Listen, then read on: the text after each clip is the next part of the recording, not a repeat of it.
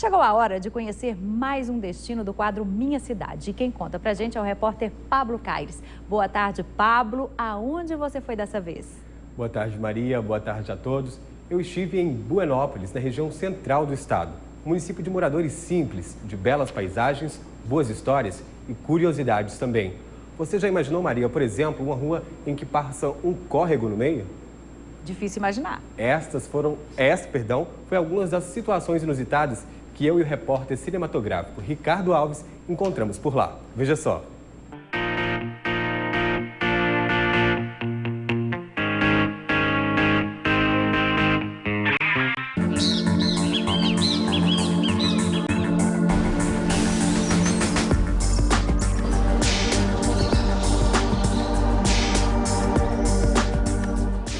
Com 10.292 moradores, Buenópolis está localizada na região central do estado. A cidade fica a 145 quilômetros de Montes Claros e a 279 da capital. Quem nasce aqui é buenopolense. A história do município está relacionada à chegada dos trilhos da Estrada de Ferro Central do Brasil, depois que grandes fazendeiros se viram atraídos por essas terras. O professor Danival é bisneto de um dos fundadores do município e ouviu muitos relatos da época. Tudo começou em 1910. Com ela, à frente dos serviços da linha férrea, o engenheiro Dolabella.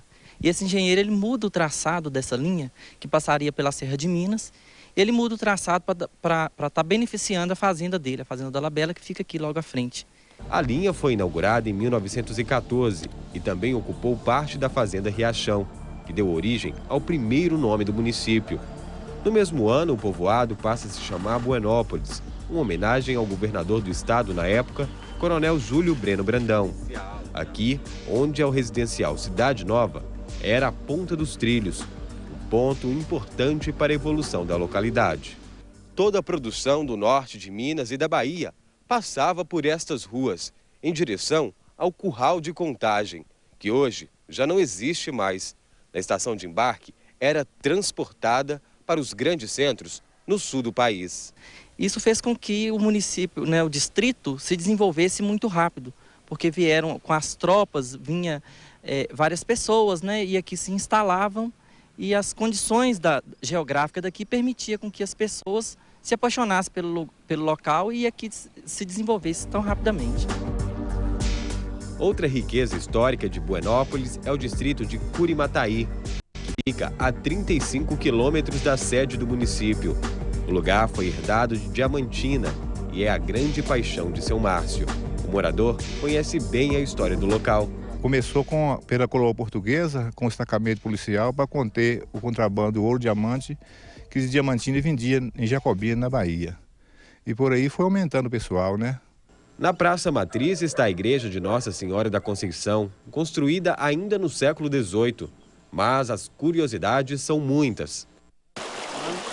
Parece cachoeira, mas é só uma das muitas quedas d'água que passam em frente às casas dos moradores na rua São Sebastião, mais conhecida como a Rua do Rego, no distrito de Curimataí. Barulhinho, nossa, pra gente dormir é coisa ótima. Cerca de 1 quilômetro de rua sem nada de asfalto, só grama e muita, mas muita água. Aqui, os moradores costumam lavar as roupas na porta de casa. É tradicional lavar aqui. É muito bom, que a água aqui é boa, corá. Em quase todas as casas da rua existem galhas d'água como esta. E aqui é o lugar que todo mundo deseja morar.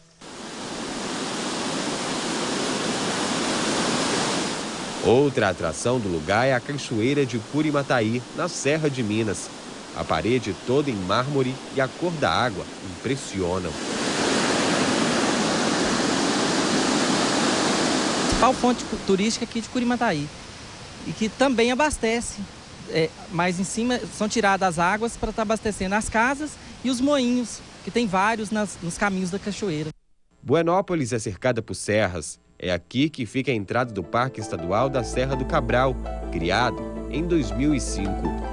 Uma das primeiras construções da cidade, o Sobrado Riachão abriga hoje um museu arqueológico com descobertas da serra, que foram tombadas pelo Conselho Municipal de Patrimônio Histórico e Cultural.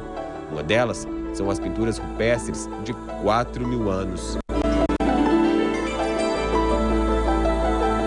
Essas pinturas elas retratam um modo de vida que é chamado então cabralinos, seria a caça, seu modo de viver, na verdade, né, que focando mais a questão da caça, a questão de animais e mudança que tinha na Serra do Cabral.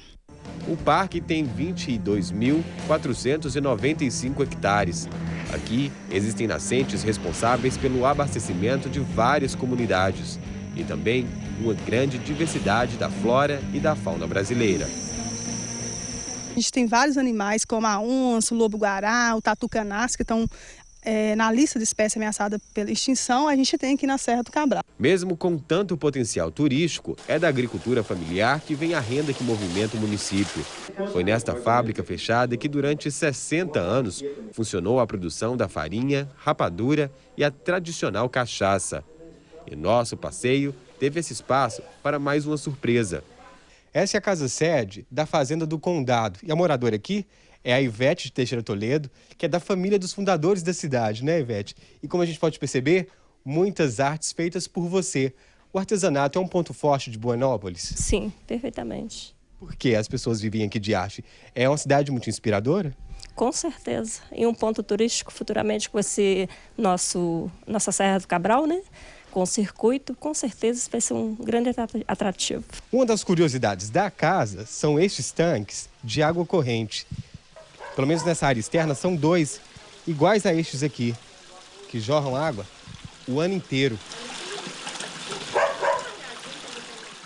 Belas paisagens, tranquilidade nas ruas, com moradores sentados nos bancos das praças. Assim é Buenópolis, uma cidade para se conhecer e apaixonar. É um lugar bom de viver, de morar. É uma cidade sossegada, né? Eu gosto daqui. O pessoal, tanto da cidade quanto o pessoal de fora, é muito bem recebido e muito admirado por todos e até mesmo pela cidade.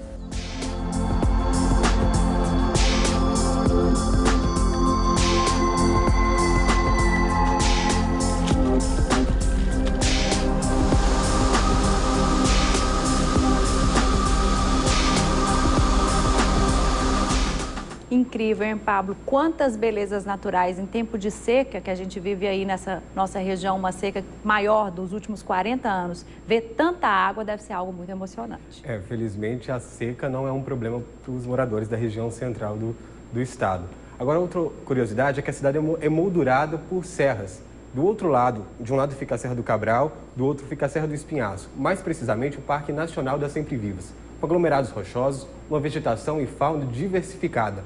E lá também tem várias nascentes, inclusive a do Rio Jequitinhonha. Agora, esses parques estão fechados para visitação, não é isso? Por enquanto. Eles estão fazendo um estudo para que possa abrir esses lugares para visitação e que as pessoas, a população realmente conheça. Segundo a gerente do parque, 80% da população de Buenópolis não conhece essas riquezas que estão lá no local. Inclusive, a gente esteve essa semana falando sobre um plano de conservação que está sendo elaborado para que esses parques estejam abertos, porque uma maravilha dessa, as pessoas têm que ter a oportunidade de conhecer. Verdade, vale a pena conhecer. E as curiosidades de Buenópolis não param por aí, Maria. Vou te mostrar uma curiosidade que eu descobri lá no início do Parque da Serra do Cabral. Então fala logo que eu já estou curiosa. Olha só. Foi depois do encontro no barzinho com os amigos, enquanto arquitetava na cabeça a reforma da área de casa, que seu Antônio teve a ideia, digamos um pouco incomum, de construir uma churrasqueira hidráulica. No início, ninguém acreditou muito nessa história. Ele disse que não ia dar certo, que a água ia apagar o fogo. Mas, com muita conversa, seu Antônio conseguiu, enfim, colocar em prática a ideia. Mas como é que isso funciona? Essa água é desviada do rio a 2 quilômetros daqui. Pega ela aqui na frente por gravidade e ela vem aqui tocar essa rodinha d'água aqui. Ah, sim, agora deu para entender. Com a força da gravidade, a água chega até essa torneira improvisada, que movimenta o moinho e olha só o que ela faz.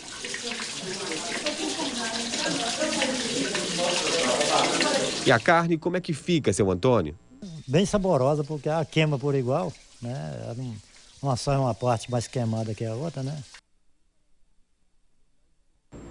Nossa, Pablo, que interessante. Seria mais interessante ainda se tivesse carne lá nos espetos. Pois é, eu fiquei curiosa para saber se, na verdade, o espeto vai circular e a carne... Ele vai girando com a força da água que cai no moinho lá, todos os espetos vão girando simultaneamente. Engraçado que essa não é a única curiosidade que tem na casa dele, não. Ele já construiu uma portátil, dá para você levar para qualquer lugar e colocar para funcionar da mesma maneira que funciona com a gravidade da água aí. O problema é fazer isso na cidade, porque aí tem que usar água da torneira, né? Vai ficar um pouco mais caro o churrasco. Aí fica complicado, porque desperdício a gente também não pode incentivar. Não pode. Lá tem água à vontade. Nossa região aqui já é complicado usar esse tipo de engenhoca. Outra coisa que parece impressionar é a relação dos moradores com a cidade. Parece que eles têm um carinho especial por aquela região. Então, é uma região cheia de histórias, né? Eu digo que se a gente ficasse lá uns 3, 4 dias, eu ia trazer um documentário enorme sobre a cidade de Buenópolis. É ofertado para a gente a todo momento, todo mundo sabe uma história de como é que começou a cidade, eles são muito ligados à religião também. E uma curiosidade que eu percebi lá, por causa dessa relação que eles têm com a natureza, a cidade é infestada de tucanos. Ai, que maravilha. Nós vamos cobrar do Ricardo, porque ele não filmou um tucano pra gente. Não é? Né? Ele até filmou, mas como a gente tinha que reduzir um pouco esse material, acabou que ficou faltando. Ok, Pablo, muito obrigada pela sua participação. Parabéns ao Ricardo também. Uma boa tarde para você. Obrigado.